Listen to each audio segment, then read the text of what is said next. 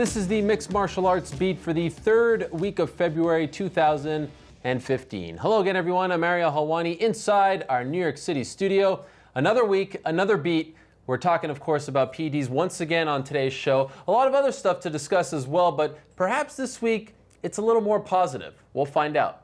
Let's introduce the panel. And by the way, I think we're making history today on the show. For the first time ever, we have a four-person panel coming straight out of the Team MMAfighting.com. How about that? I think. I have to go back and look at the history books, but I think this is a first for us. You know this man. He is Luke Thomas of MMAfighting.com and the Sirius XM Fight Club, making his long-awaited MMA Beat debut from Rio de Janeiro, Brazil, the one and only, the Brazilian beast himself, Guilherme Cruz. Welcome. How about this? Man. It's a pleasure.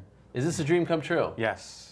I think I'm going to call it a career after this. Yes. Well, thank you for bringing the great weather from Rio to New York City.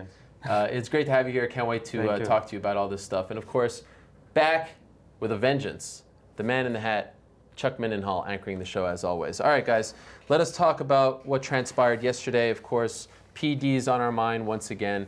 UFC holding a press conference in Las Vegas. I think this is the press conference a lot of people are waiting for, but I want to ask you, Luke, about what was discussed. It was great to hear them talk about it all, but did they say enough? Was what they said on Wednesday in Las Vegas about what they plan to do and everything that's going to go into effect come July 1st, was that enough for you? In terms of the punitive actions they plan on taking? No, because look, we've heard some of this stuff before. Of course, we didn't know about July 1st. We didn't know some of these details, but I think a lot of people, perhaps including myself, and look, I'm not trying to rain on the parade. I thought it was a very important first step and a very good day for the UFC, but would have been nice to hear who this agency that they'll be working with. You know, some of those details. But were you okay with it? Maybe I'm just being a little too critical. No, I think you have a fair point to raise here. I don't think their criticism is in any way unwarranted. I feel like it was a mix of two things. We know for a fact that in the past year or two that Lorenzo Fertitta has done, what do you want to call it, an exploratory committee of former fighters and other interested parties about doing things like this. They had abandoned those plans, but there was a shell of things that had been created. It felt like there was that brought back to life plus panic mode.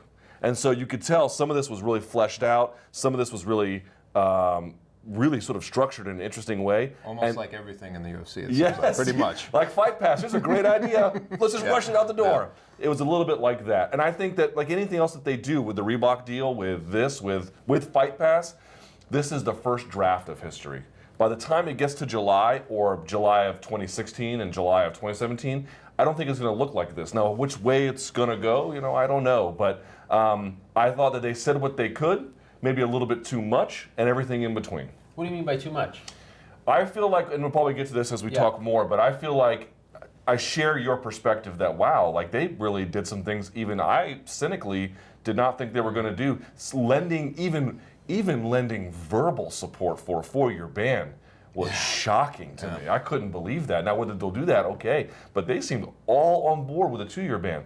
But Lawrence Epstein, to me, had the most interesting comments of anyone on the whole panel, talking about how they're going to have to strengthen basically their control over fighter contracts to make these things possible. We'll break this down more in a minute, but to me, I think there's many takeaways to have here, but the relationship between UFC and their fighters is fundamentally changing in ways that even I don't think they are taking notice of.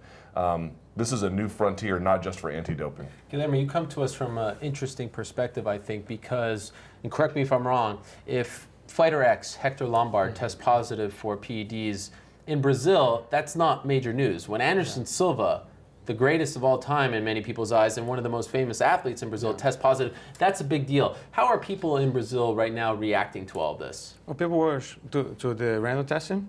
Not the random testing, just the PED issue right now in MMA. It's funny because the hardcore fans, they know people are using it. Not everybody, but a lot of fighters are using it. And casual fans, their reaction, most of them, when they came to me to talk about it, it was like, okay, just let everybody use it, everything, because everybody's using it anyway. So I guess people don't believe MMA can exist without PEDs. So I guess the UFC going to this direction is going to be great for the sport, because you can show that. I hope so. We can have a sport without PEDs, without everybody using it. It's interesting he says that because Brendan Schaub kind of said the same thing recently on his podcast. Like, if you weigh the risk and reward, which Dana White also spoke about yesterday, look, you can't tell me it's really the worst idea in the world to take PEDs, right? And now I'm wondering if you feel like that will all change. Is it officially time to put aside that line of thinking and say, look, come July 1st, if you're using this stuff, you may ruin your career with just one positive test? To me, it's almost like the last remnants of the Old West. You know what I mean? This game has had to evolve through so many different processes in its short time into its boom period and until legitimacy or whatever you want to call it. Just even going back to guys who, through sanctioning, going through, unified rules, et cetera, going into where we are now, guys with singular sublime aspects of their game had to then add things to their game. They had to pick it up. Otherwise, they were going to be weeded out. I feel like this is just like the next thing. It was like a loose end that was sort of there. Everybody sort of knew about it. People talk about there being a problem behind the curtain. It's just the dummies who are getting caught. It's just people who are careless who are getting caught. But it's all over the sport. So it seemed to me like one of those situations where you're like, once these things started happening, Anderson Silva, all these things, it became like imperative, I think, for the UFC to do something about it, which to me, that's what I thought they were doing, is just putting their stake in the ground saying, hey, we're going to draw the hard line. Now, it will remain to be seen in the action of it, but to uphold the integrity of sport in the long run, the big picture, I think that was the thing that felt good about this press conference. I will say this though, this is an important thing. When we talked about it getting worse than better, before it gets better and all that stuff, it's going to take some time, and they will lose some events. They're going to lose some guys who are like the big guys. They're going to lose some money. It's also imperative, and it would befit the media to basically not bemoan these cards. If they are looking at the big picture and these guys fall out of that, there's casualties at the tops of these cards. The media can't play both sides. They can't be like, oh, these cards suck when guys are getting plucked out. It would behoove the media to actually at least give a semblance of that same integrity and carrying it forward. Yeah, I disagree a little bit. Okay, go ahead. Because I would say, I think the spirit of your point is right, that they're trying to do the right thing. Let's cut them a little break here. And I'm sympathetic to that idea. But you could put all of Bellator's roster in UFC and World Series of Fighting, and they still wouldn't have the ability to fill out that schedule. Schedule's still a problem. I'm sorry, it just is. True. I'm only strictly saying off of the guys, like if there's somebody who's popped in a out of competition thing. Okay, fine. We shouldn't bemoan all that sucks. In that sense, I totally agree. Sorry, I misunderstood the point a little bit then. My bad. There you go. You don't want to expand on the schedule? I guess it's apples and oranges. Yeah, I think we've had this discussion before about the schedule, but I think to his point, if that's what you mean, I was surprised that you would disagree. No. I think if they put up two fighters and one of them pops because of PEDs, and UFC has to do something about it, then I think they deserve a measure of credit. That the large picture has to be shared through not just the UFC. If they're actually shooting themselves in the foot to make this thing go, and maybe we are at the changing point of where this is the moment when all things change.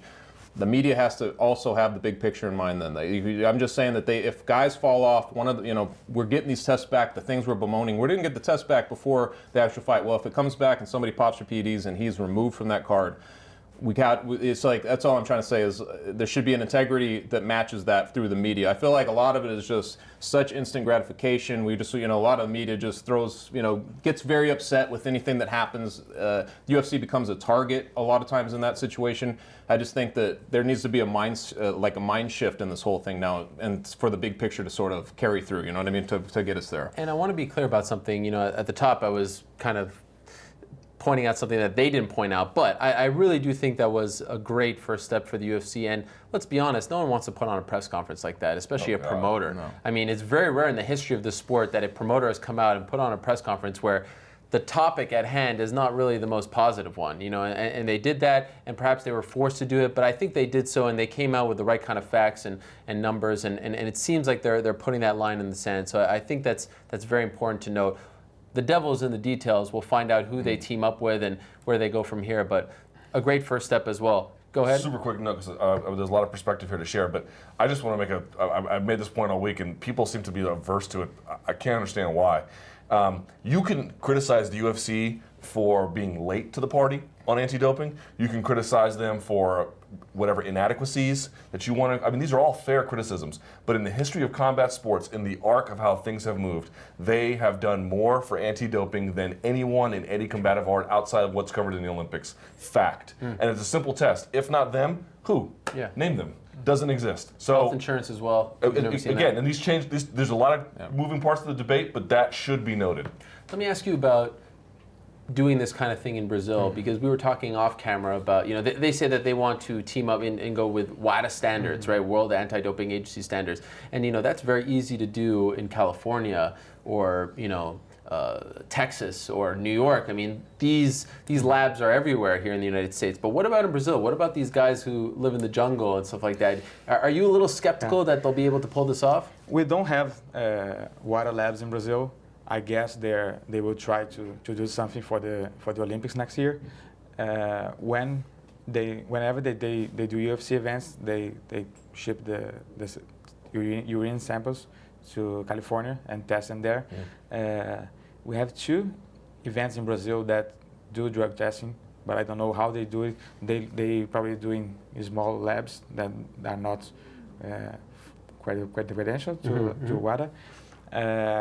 But with the UFC, they're going to have to change that. They will have to. We have to see how they're going to do with the UFC here, and how CAB MMA is going to work there. But that's it. We have to wait because they don't have water labs there. So. Right. And CAB MMA is the commission in Brazil. Yeah. On Tuesday, they formally handed out the temporary suspensions to Anderson Silva, Nick Diaz, and Hector Lombard. Those are the notable ones. And right before that hearing, they officially announced that Anderson had tested positive again on fight night.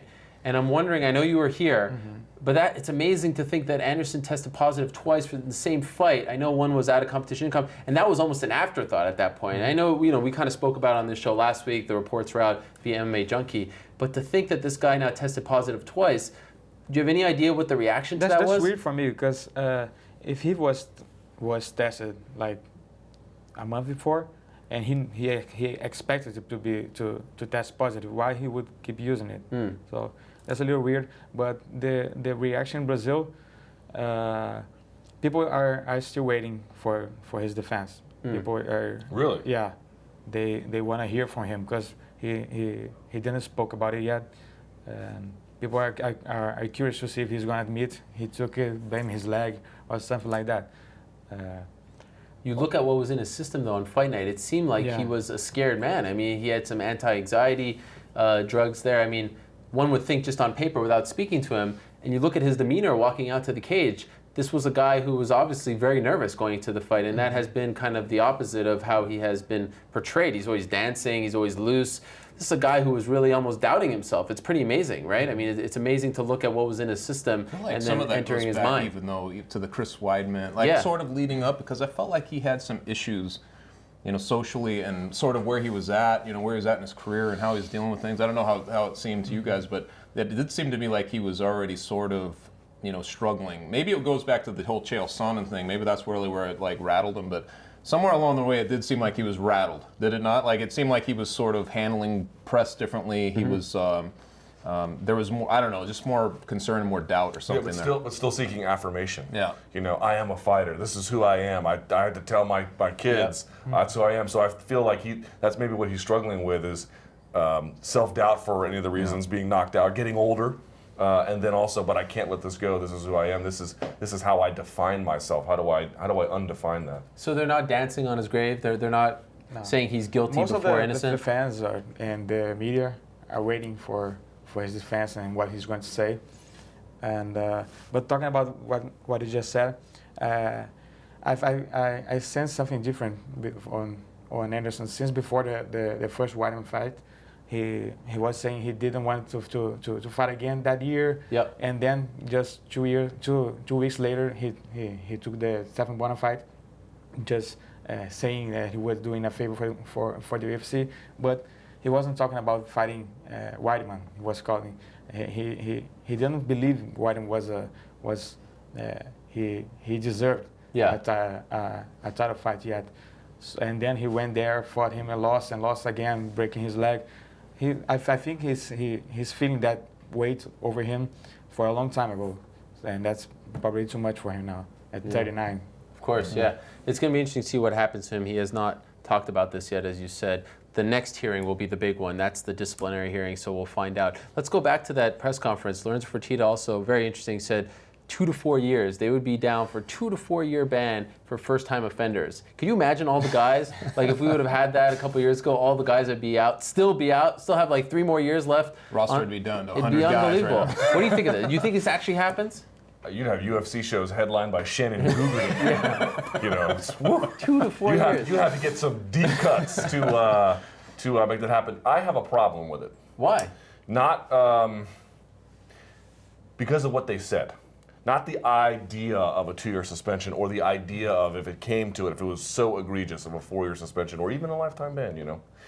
The problem I have with, again, I really, and I don't want to berate him because I haven't gotten his side in a way that I can understand him fully. I'm just going to base my comments off of what Lawrence Epstein said, and I want to talk to him because to me what they said was we don't have the authority, the legal authority to do something because we have to strengthen our contracts. Or we can go to the commissions and have them codify this into law. Mm-hmm. Well, wait a second. You're trying to paste UFC realities onto all of MMA. Ask yourself a question. Maybe the answer is yes, but is it really fair to give the same punishments to guys on regional MMA shows who use steroids or performance-enhancing drugs of a diuretic to make weight as it would be for a UFC fighter? I don't think that it is. I think that you can be a 21-year-old idiot and make a mistake and take a diuretic one time.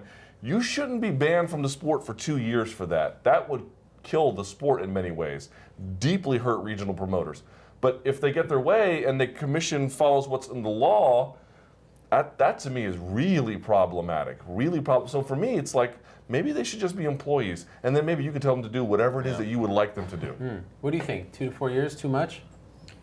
Yeah, man, I think it's too much because exactly what he said. And imagine if everybody would be out for 2, 3, 4 years. But I want to know. I waiting to know how many fighters are going to get tested and when they're going to get tested. Because it's going to be really stupid if they really random test everybody the whole year 3 times, 2 or 3 times. It will be really stupid for you to keep doing this. Mm-hmm. You know, if I believe or I hope so, fighters would just stop using it because it would be stupid if you can be tested any time around the year.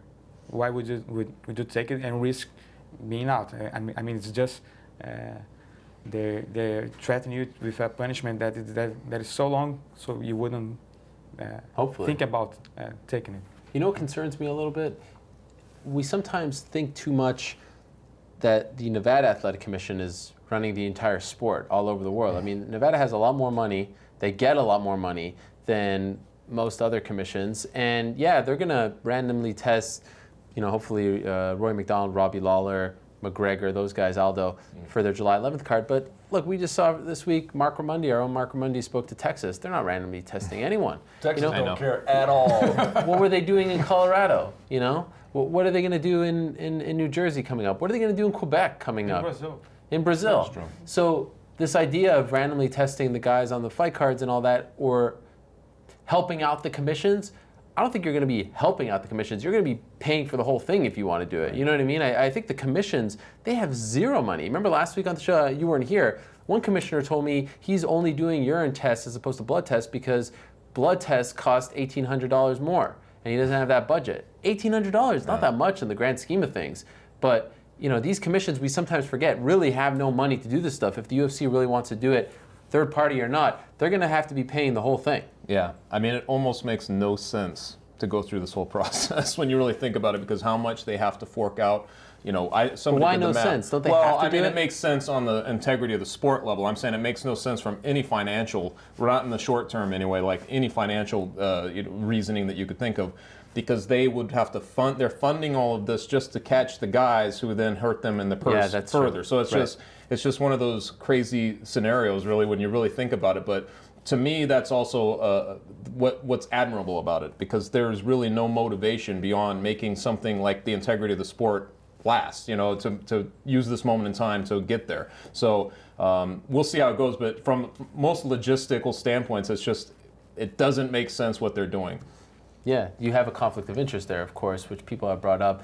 Hopefully that gets cleared up. Put a bow on all of this so we can move along and not bore people with this PED talk week after week. What is the takeaway? What is the next step here, in your opinion, after what happened on Wednesday? We're going to have to see how everything goes between here and July. It's going to be an interesting few months. I would say that I would just harken back to, I think, an initial point. This is one of the most important days in the sport, or it was yesterday. There's just no denying it. Again, we don't know what they're going to do or how much of that is going to be had. Again, I think that PED press conference was a first draft of what will eventually become a reality. But even a rough draft of that is such a. I mean, it was yesterday. Here's all you need to know, and we talked about this on private emails on staff, and Sean Al-Shadi tweeted it. The fighters were silent on that Twitter. Was bizarre. That was eerie. It was like walking into Times Square and no one was there.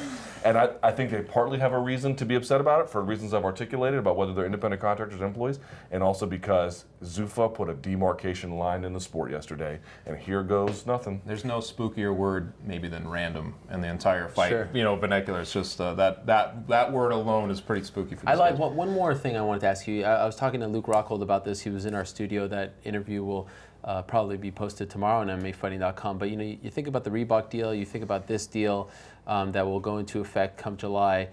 Are all these things going to push the fighters to band together? Because in any other sport, when there is drug testing, when there are new rules and all this stuff, I mean, the players' union or whatever you want to call it, the players' association, they have to okay this stuff.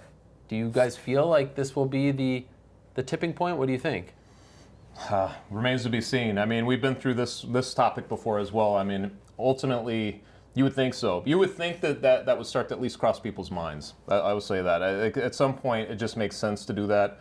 But we've been through this. I feel like we talk about this, and it's always so theoretical, but I'm not sure even this will be the catalyst to sort of get that sort of, collective bargain and all that stuff. I mean, it's just, I'm not sure it will ever get to the point where fighters are all going to get on the same page and come together like that. Yeah, all right. Health insurance, uniforms, exclusive contracts, and now the legal authority, extra legal authority they're going to have to claim to 4-year bans. What about that is independent? You are. I mean, you are. I'm not. Well, you made that point before. I mean, I'm not an attorney, but it seems to me they are treading pretty close to employee status here.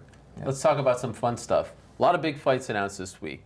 Okay, so let's talk about UFC 189 first, because that was the first one that was made official.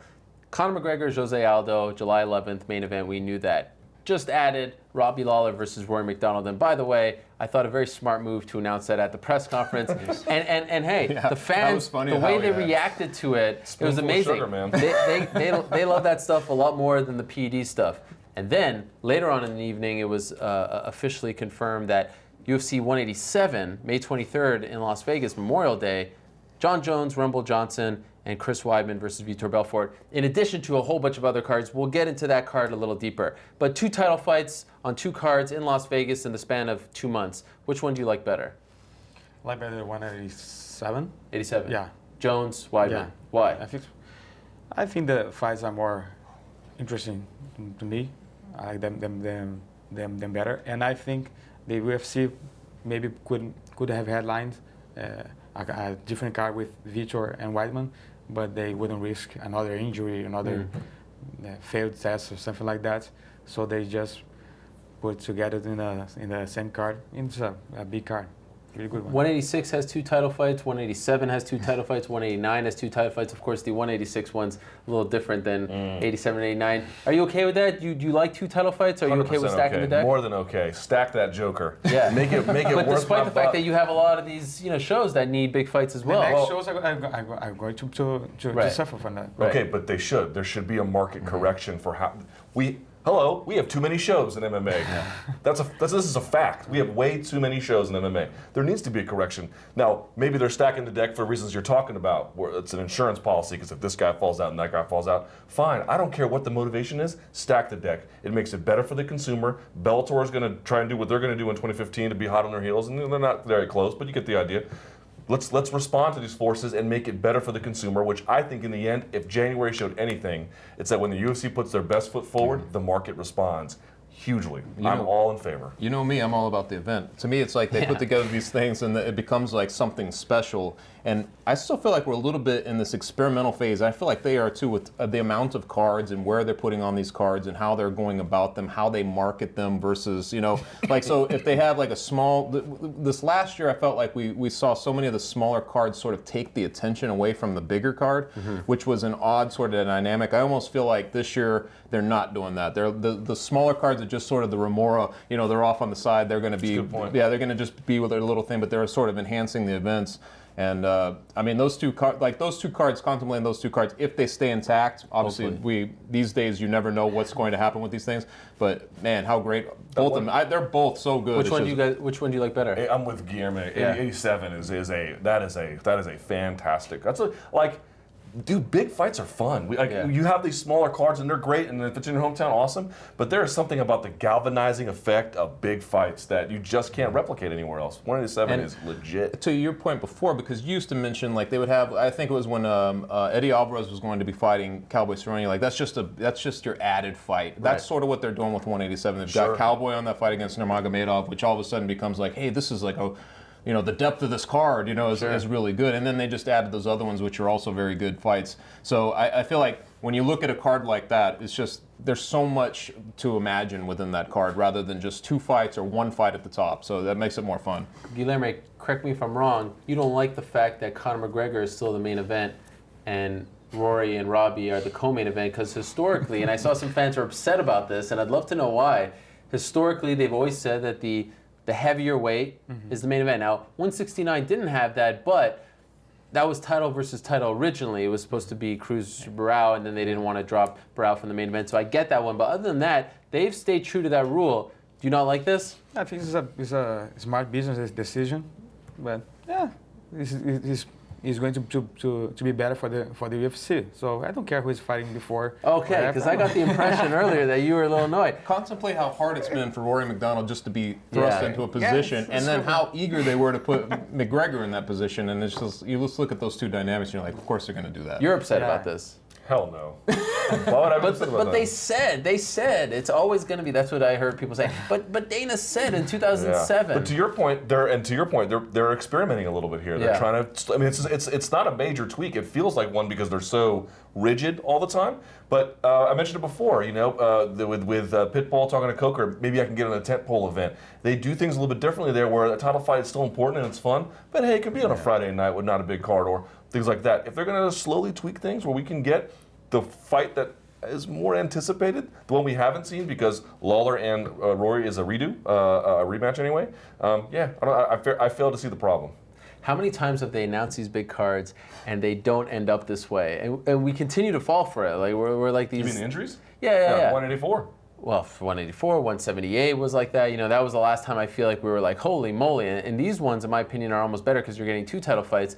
But if these two cards in particular can stay together, I feel like that would be a real turning point, because it's been a long time. It's been a long time since the fights that were announced got us all excited and they actually came to fruition. So we'll wait and see if that actually happens. Man. Let's stay on this good news, good vibrations tip here for a second. We haven't talked good news this long in a while. I like it. I like this positivity. I'm still infatuated by last Saturday, and it's amazing how my emotions changed in the span of like 2 hours, because I went from sitting on my couch watching that show, one fight in particular, and being like, this is going on and on. It's almost 1 a.m. here. I'm going to guess that was a light heavyweight fight between two white gentlemen. And I was just like, what is this? What is this? And then the Benson Henderson thing happens. I don't need to go into it. I went on and on about it on the MMA Hour. If you're interested, you can go into the archives and watch that. But am I crazy here? Like, I think that's one of the top 3, top 5 most inspiring performances in UFC history. It reminded me why we love this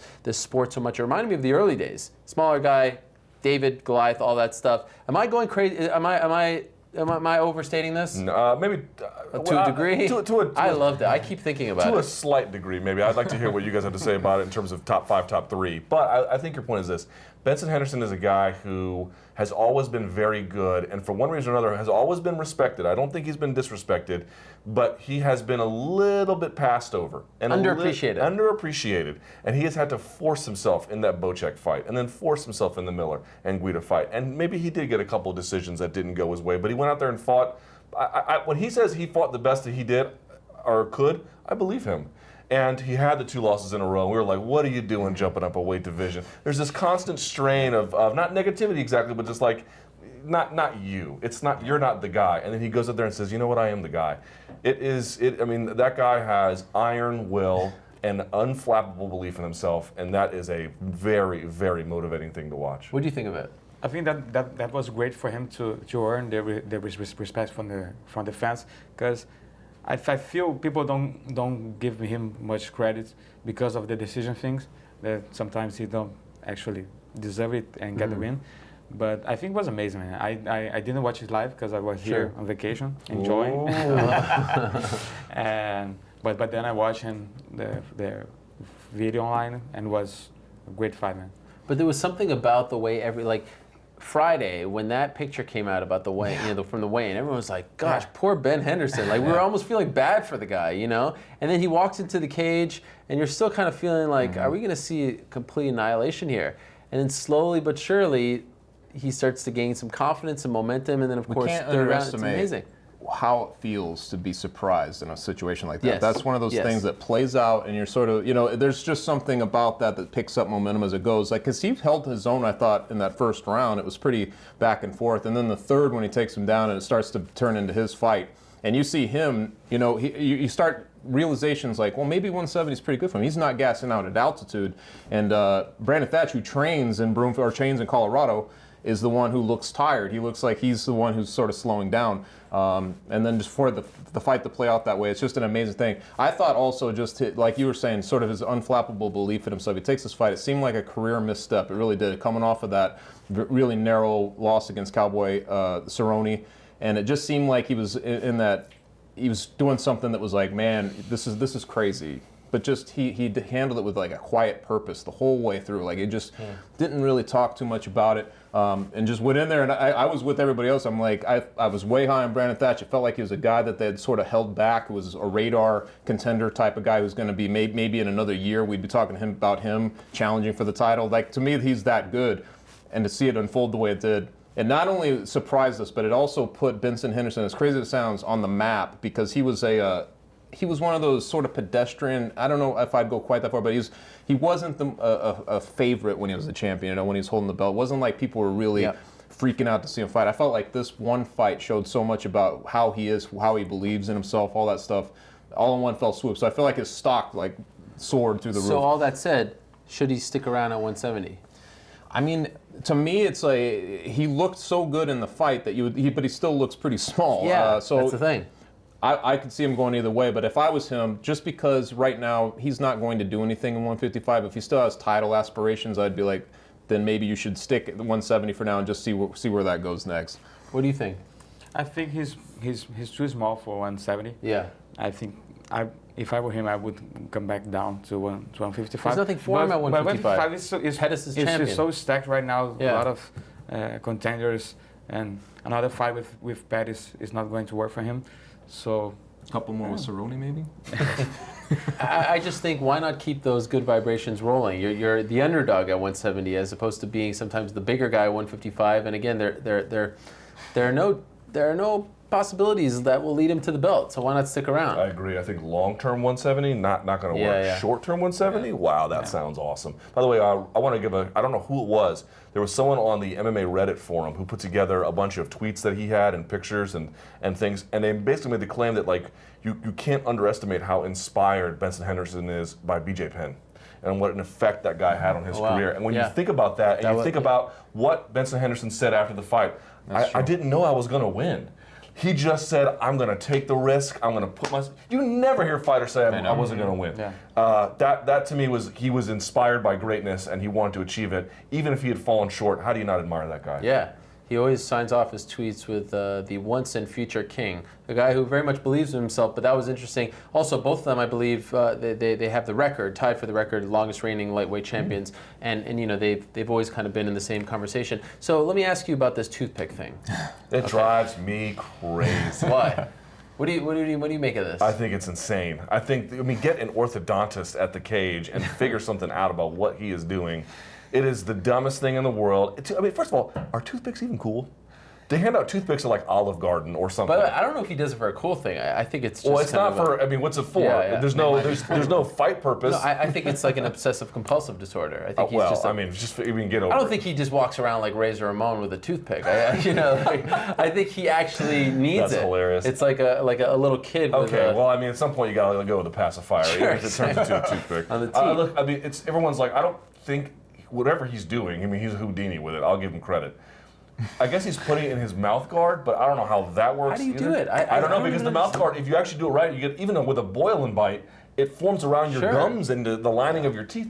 Here's what I would say. I'm not worried about someone else getting injured. Everyone, what if it's him swallowing it? Yeah. And the reason I know is because I had a friend swallow a toothpick. I've got stupid friends, Ariel Helwani, and he almost died. While doing that? No, not just swallowing a toothpick. Not even a full one, just a half of one. It pierced his internal esophagus. You can't. He has swallowed one before. He told me on the MMA. Well, he's just made apparently he's Wolverine, and he's just made of steel. It's very uncomfortable to watch. It's uncomfortable, and it's the exact same thing. You know, as a writer, you know, I pay attention to what's going on with these writers. But like Sherwood Anderson actually died from swallowing You're kidding. Yeah, Sherwood Anderson died from the exact thing you're saying. He ate a martini olive, swallowed the toothpick. He was on a cruise through the Panama Canal. I always think about that sort of thing too. I'm like, God, what if he accidentally chokes on it or swallows it? I mean, it's just so unnecessary to put yourself in that sort of peril. You know what I'm saying? Yes. So it bothers me to see that. He might miss it, but shouldn't the referee, if he does see it, take it out of his mouth? They were checking, right? Yeah. Like after the first incident, it was like I remember them like checking his mouth and everything. So it's just a strange thing. What's your reaction? Why can't the athletic commission just stop him when they put the Vaseline, open the mouth, take it off? I know. And They go like this, but he never opens his mouth if you watch beforehand, which seems weird knowing his history. They know He's done this before. he's going to do that. So, come on. Check it. It seems very sensible. I think Guilherme sounds very sensible to me. I don't understand. That's a foreign object, right? Yeah, but it's not even for. Again, it's not. I don't think it's going to fall out and pierce someone in the eyeball. He's going to swallow that joker, man. So should he be fined for something like that? I don't know. Would that deter him from doing this again? If he does it again, he should be fine. That's what I would say. Like this. Okay, we get it, Benson. He's done it a few times. Benson, we get it. You can hide a toothpick in your mouth, and we know you like it. The jig is up, man. Like it's time to end this. They throw fines for a lot of things. They fined Johnny Eduardo after he beat Ed Wyland because he threw his mouthpiece. Oh, they fined him for that? Yeah, like $2,000. I know. Sure. Didn't they find jumping on the cage? They fined King Mo for pouring Rockstar energy drink over That's himself. different commissions all over the place. Okay, I'm just saying there's a precedent. Sure. They let George Sotiropoulos wear pants at one time. Well, hey, in the moment though, when he's doing all that stuff and the toothpick makes an appearance, you have to admit it's like, holy moly. For a minute, for 30 seconds, it's actually pretty mind-blowing, right? It is. And then you kind of think about the feeling of what it would feel like if it gets stuck in your throat and then you feel like throwing up. Then but it's not like a magician where it's like, oh, watch me saw this lady in half. But you know he's not actually sawing her in half. That's why it's magic. This dude is actually putting a toothpick in his. There's no magic here. Yeah. He's just taking risk. He's like the David Blaine. Like it's, you know what I mean? It's not real. You're actually putting yourself in peril. It's dumb. Okay, let's move along. We don't have a show next weekend, so I want to talk about what's transpiring in Los Angeles. Now, a few weeks ago, we talked about the idea of putting Cyborg same weekend as Ronda Rousey in LA. I think everyone would agree that's the complete opposite of promotional malpractice, right? It is a brilliant idea. But what does this weekend mean for women's MMA? I mean, we have a main event, co-main event, UFC pay-per-view, all women. Then you have Invicta. I mean, is this the culmination of it all? Is this a big deal? I'm not sure if I'm getting that feeling of nostalgia and history and all that, but let's look at the facts here. I mean, a UFC pay-per-view next weekend will be headlined by a women's bantamweight title fight and also Raquel Pennington versus Holly Holm. And then you got Cyborg fighting Friday night. I mean, this is a big deal. I don't think a lot of people would have predicted this 2 years ago. Yeah, I don't know what. Maybe Chuck has one. I don't know if there's a larger perspective to take, except that what we've always known all along, that there is something much more compelling about women's MMA than women's boxing, but that relative to the men, there's still a gap. And I don't think it's from a lack of promotion or a lack of whatever. The market, for any number of reasons, bad ones, good ones, discrimination, whatever the case may be, it doesn't respond as strongly. It can respond strongly in the case of people like Ronda Rousey. It can respond strongly in the sense that you at least have one division where you can now put contenders in the co-main event, and you have this other floating entity out there in Chris Cyborg, and that's a great achievement. But it's a reminder of how great things are and of what they will likely kind of always be. What do you mean by that? You don't think it gets better? This is pretty good. Yeah. I'm not so sure what's so bad. All female pay-per-view card.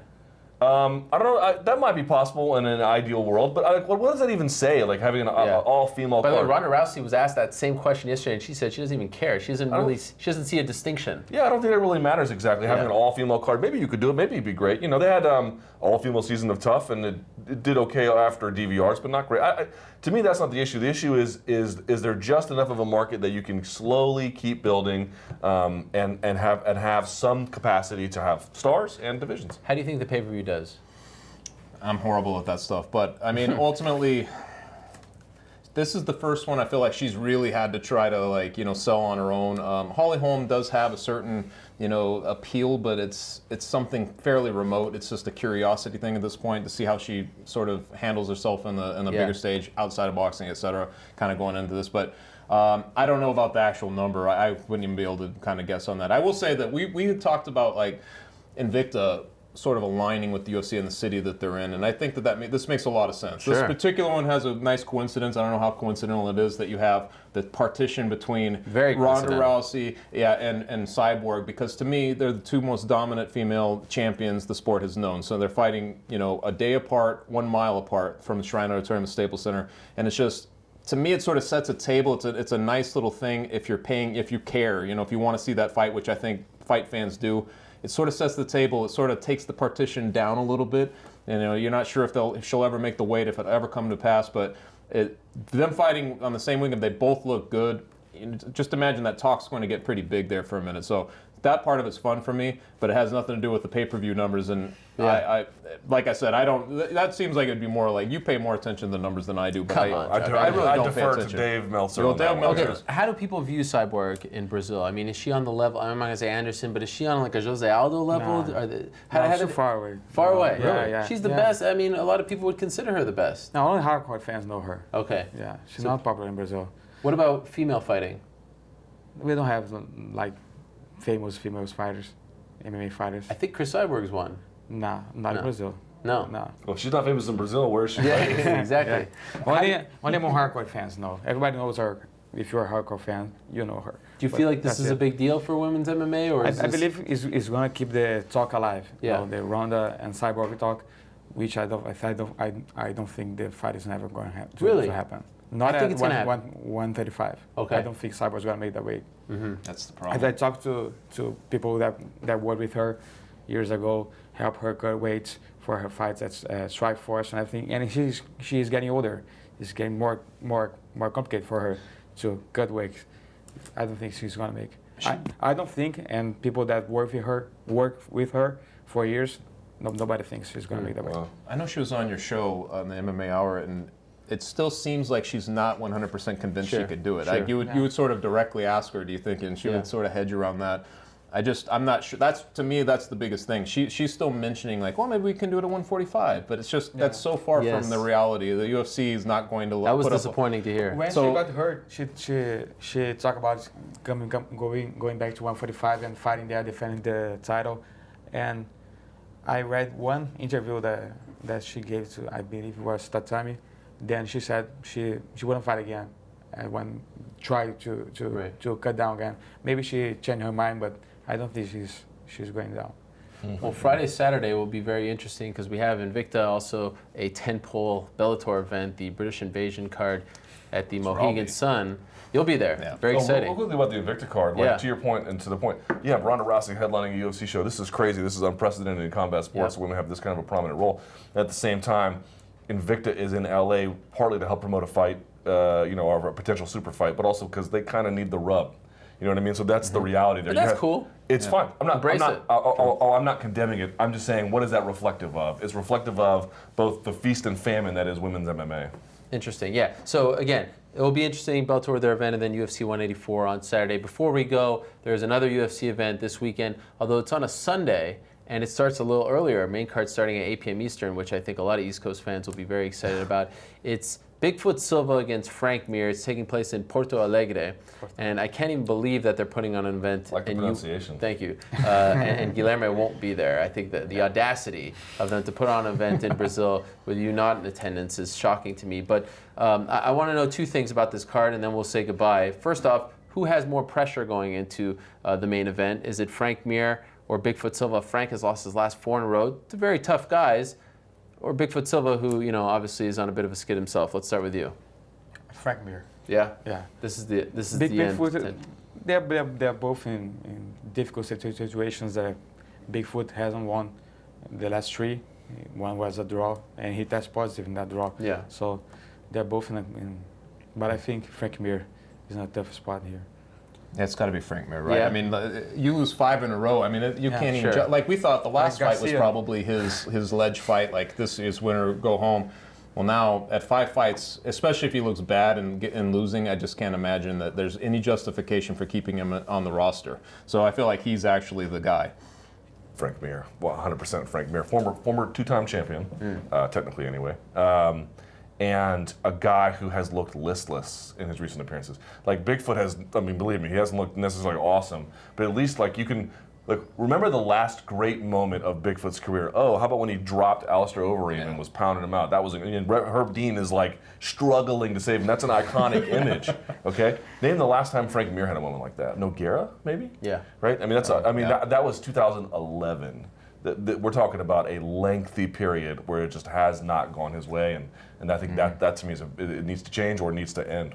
I'll play devil's advocate. I say Bigfoot has more pressure. Wow. Losing to Frank Mir at this point, where do you go from there? I almost feel like this is the end for Frank, win or lose. I mean, I don't really see that many more matchups for him. I feel like he's kind of playing with house's money at this point. I thought it was the end for him after Overeem. But if you're still a young guy in this sport, in Bigfoot Silva, you lose to Frank Mir, where do you go from there? Probably another UFC fight. Yeah, probably. I don't think they cut him. I mean, if Frank Mir is headlining a show after all this time, Bigfoot Silva's got plenty of time to invest. What's the people's main event? What's the most interesting fight on that card? Oh, I defer to Guilherme on that one. What do you think? To me, there's an obvious. Yeah, that's the answer, right? Havilov? That's the best one. Yeah. No, Barboza and Michael Oh, Jackson. yes. The Havilov fight's good too. Yeah, it's a good one. So you're picking Havilov? I have a soft spot. Havilov. I have a soft spot for him. So yeah, but I mean, that Barboza Johnson is nothing wrong with that. I agree. That should have been the actual main event. Really? You think that could sell on its own? Yeah. Locally? The tickets for that card, they was almost sold out before they announced a single fight. Even really? before the Glover and Rashad Evans, it was almost sold out. Well, that's a big market? No, but that's the first time they're going there, so people were excited. How many seats in that arena? I think. Is it a big one? No, it's a small one, like 12 or 13. That's still pretty good. Like He told me he's actually never been to that city. Yeah, how about that? Only the airport. On the airport. It's like Kansas City or something. Right. So you're going with Johnson? I'm going to go with that one too. The other part of that is obviously Michael Johnson being a guy who's always right on that cusp. I feel like he's one of those guys who's just trying to get there. And Barboza, though, just feeding off his home country, like he's put on some pretty spectacular shows out in Brazil. Or the one particularly against Terry Adam, but I just feel like he feeds off that crowd, so it should be a lot of fun. Would have really loved to hear from Johnson about his whole investigation, suspension. I kind of feel like that whole thing came and went, and we didn't really know much about it. It was very NFL-like. Yeah. When guys in the NFL, it's like, oh, he got there was a issue of press release about what happened. Here's the punishment, and it all just goes away very quietly. Very bizarre. But in any event, he is back in a pretty big fight on Sunday night. Great job, my friend. Yeah, You didn't come with any acai, so I'm a little disappointed. Sorry, man. You promised us some acai, nothing, but You did a great job. Next time, Great to have next you time. here. You're fired effectively immediately. So there he is, Guilherme Cruz from Brazil, joining us for the first time. Hope you enjoyed the show.